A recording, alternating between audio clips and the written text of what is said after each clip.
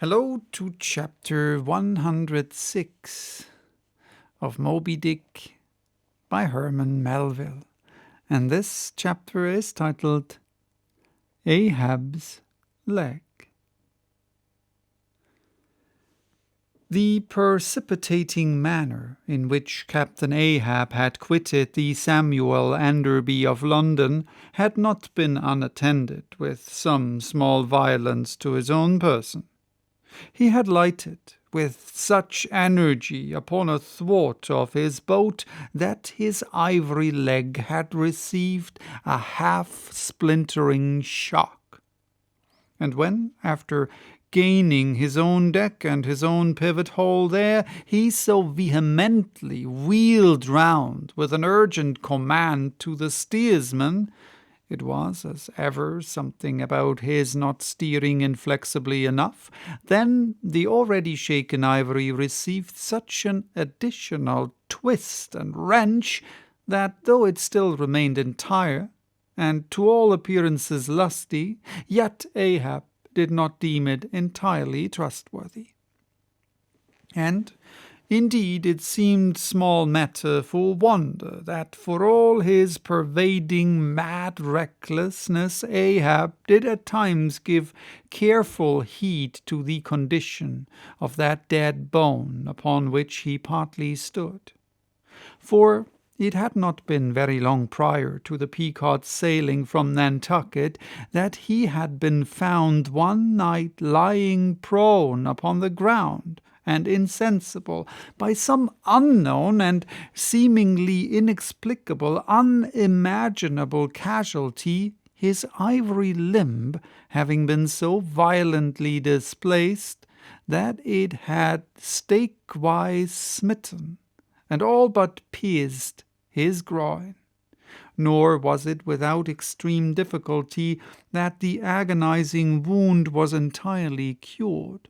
Nor, at the time, had it failed to enter his monomaniac mind that all the anguish of that then-present suffering was but the direct issue of a former woe, and he too plainly seemed to see that as the most poisonous reptile of the marsh perpetuates his kind as inevitably as the sweetest songster of the grove, so equally with every felicity all miserable events do naturally beget their like.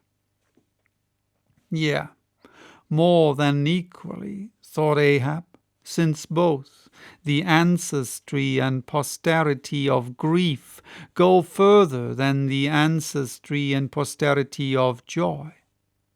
For, not to hint of this, that it is an inference from certain canonic teachings that while some natural enjoyments here shall have no children born to them for the other world, but on the contrary, shall be followed by the childlessness of all hell's despair, whereas some guilty mortal miseries shall still fertilely beget to themselves an eternally progressive progeny of griefs beyond the grave. Not at all to hint of this, there still seems an inequality in the deeper analysis of the thing. For, thought Ahab, while even the highest earthly felicities ever have a certain unsignifying pettiness lurking in them, but at bottom all hard woes, a mystic significance, and, in some men, an archangelic grandeur, so do their diligent tracings out not belie the obvious deduction. To trail the genealogies of these high mortal miseries carries us at last among the sourceless primogenitures of the gods, so that in the face of all the glad hay-making suns and soft cymbaling round harvest moons, we must needs give in to this, that the gods themselves are not forever glad. The ineffaceable, sad birthmark in the brow of man is but the stamp of sorrow in the signers. Unwittingly here a secret has been divulged, which perhaps might more properly, in set way, have been disclosed before. With many other particulars concerning Ahab, always had it remained a mystery to some why it was that for a certain period, both before and after the sailing of the Pequod, he had hidden himself away with such grand lama-like exclusiveness, and for that one interval sought speechless refuge, as it were, among the marble senate of the dead. Captain Peleg's bruited reason for this thing appeared by no means adequate, though indeed as touching all Ahab's deeper part, every revelation partook more of significant darkness than of explanatory light. But in the end it all came out. This one matter did at least, that direful mishap was at the bottom of his temporary recluseness.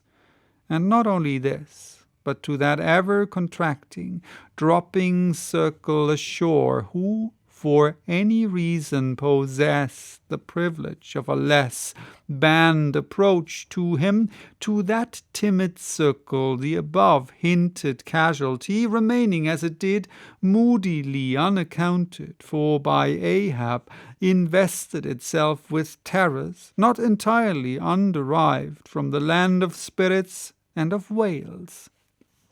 So that, through their zeal for him, they had all conspired, so far as in them lay, to muffle up the knowledge of this thing from others, and hence it was that not till a considerable interval had elapsed did it transpire upon the Pequod's deck.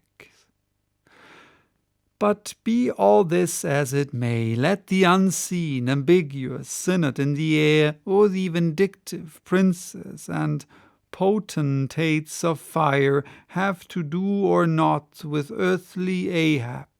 Yet, in this present matter of his leg, he took plain practical procedures. He called the carpenter.